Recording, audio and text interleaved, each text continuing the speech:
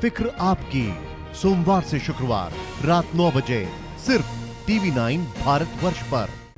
नमस्कार, मैं हूं राहुल सिन्हा।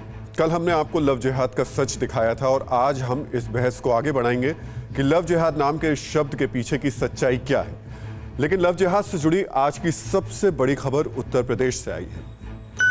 आज उत्तर प्रदेश के मुख्यमंत्री योगी आदित्यनाथ की सरकार ने लव जिहाद पर कानून बनाने के लिए कदम आगे बढ़ा दिए हैं। योगी सरकार के मंत्रिमंडल ने आज लव जिहाद पर अध्यादेश का प्रस्ताव पास कर दिया। इस अध्यादेश के मुताबिक अब दूसरे धर्म में शादी के लिए डीएम से इजाजत लेनी होगी।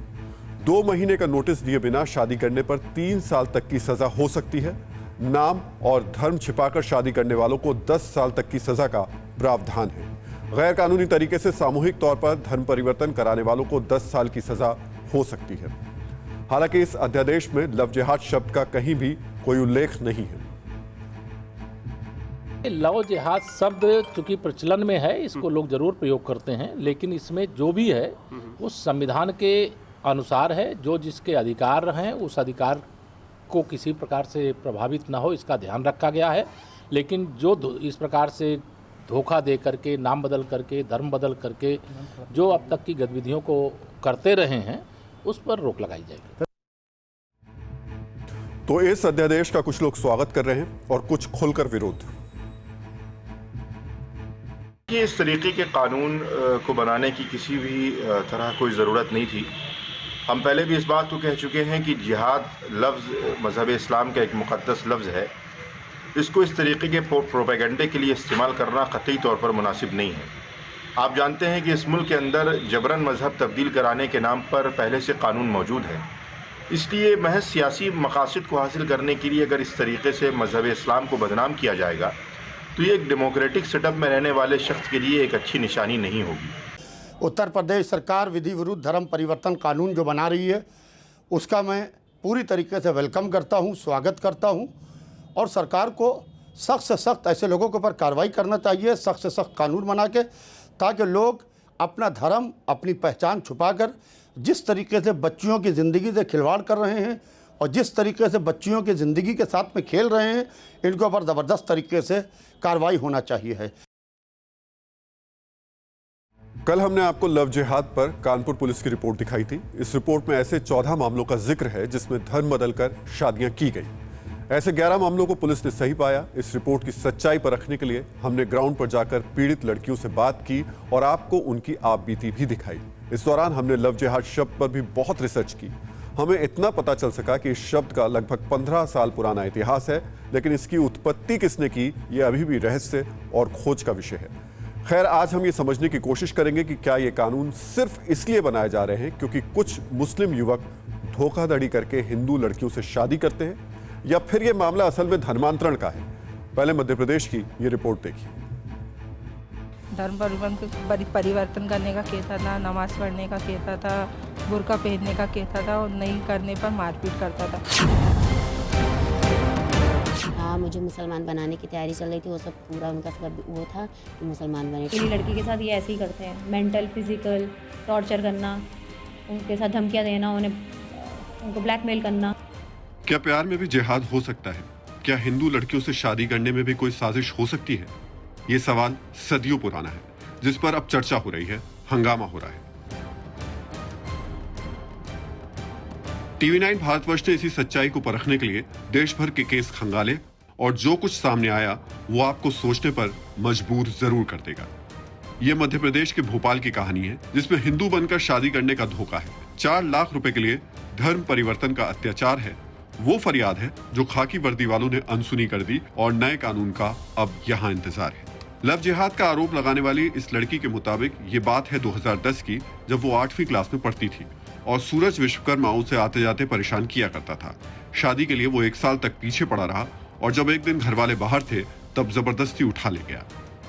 2010 की बात है, मैं स्कूल जाती थी, 8 क्लास में पढ़ती थी, तो उसने अपना नाम सूरज विश्वकर्मा बताया था। मुझे परेशान करना शुरू कर दिया, फिर कहने लगा कि मैं तुझसे शादी करना चाहता हूँ, ऐसा वैसा।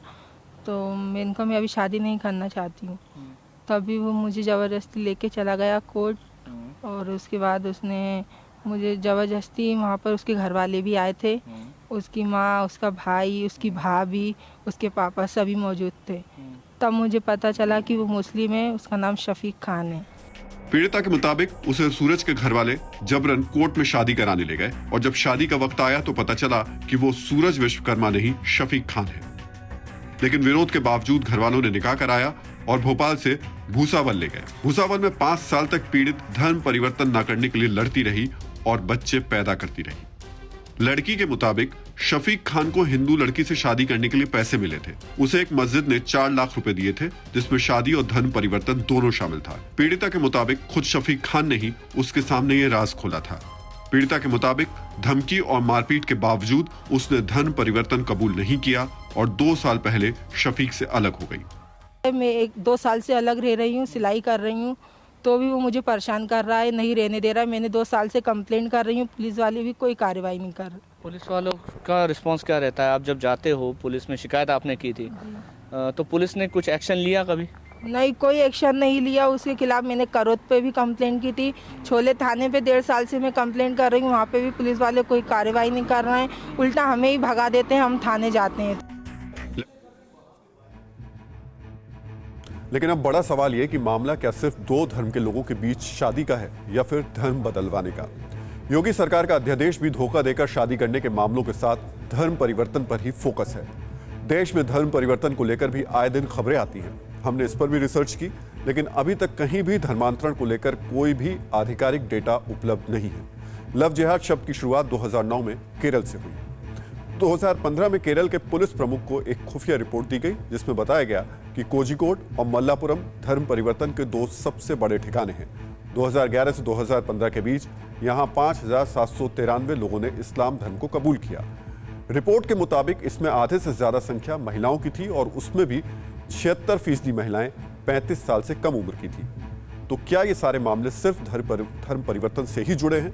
इसे समझने के लिए आपको हमारी ये रिपोर्ट भी देखनी चाहिए।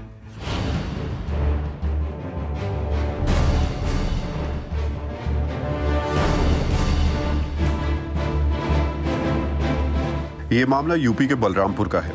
आरोप है कि कादिर नाम का मुसलमान लड़का इस नाबालिग हिंदू लड़की को हिंदू के भेष में मिला था। वो अपने हाथों में कलावा बांधता था, टीका लगाता था, मंदिर का फोटो अपनी डीपी पर लगाता था और खुद का नाम अर्जुन पाठक बताता था। लेकिन जब प्यार परवान चढ़ा और अर्जुन के साथ लड़की घर से भाग निकली तो कादिर के चेहरे पर पड़ा नकाब भी उतर गया।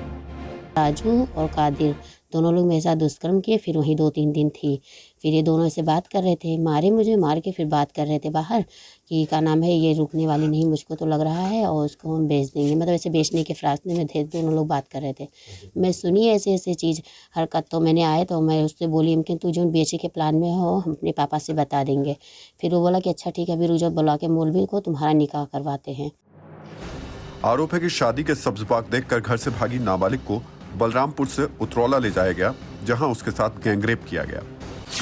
इसके बाद अहमदाबाद ले जाकर उसने बताया कि वो अर्जुन नहीं बल्कि कादिर है। कादिर ने शादी के लिए नाबालिग लड़की पर धर्म परिवर्तन के लिए दबाव डाला, लेकिन पीड़िता को किसी तरह मोबाइल हाथ लग गया और उसने सारी आपबीती अपने पिता को कह सुनाई। इसके बाद मोबाइल का लोकेशन ट्रेस करती हुई पुलिस अहमदाबाद जा पहुंची और कादिर को गिरफ्तार कर लिया गया। शाम को 10:30 बजे के टाइम से मौलवी लेकर आया, रात में लेकर आया राजू और कादिर दोनों लोग बुला के। तो मैं मौलवी से मेरा दूसरा नाम कोई बताया मुस्लिम वाला, और ये सब कुछ नहीं जानते हैं, हम ये सब कुछ नहीं पढ़ेंगे।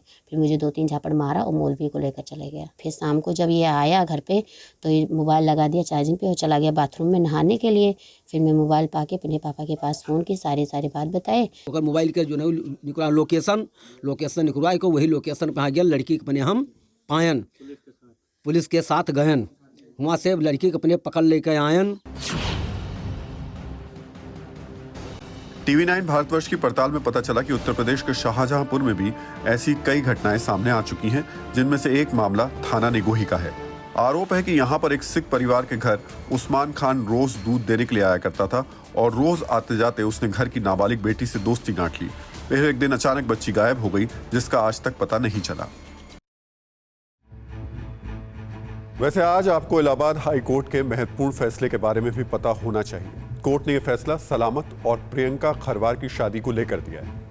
इन्होंने 2019 में मुस्लिम रीति रिवाज के तहत परिवार की मर्जी के खिलाफ शादी की थी और प्रियंका इस्लाम कबूल करके आलिया हो गई।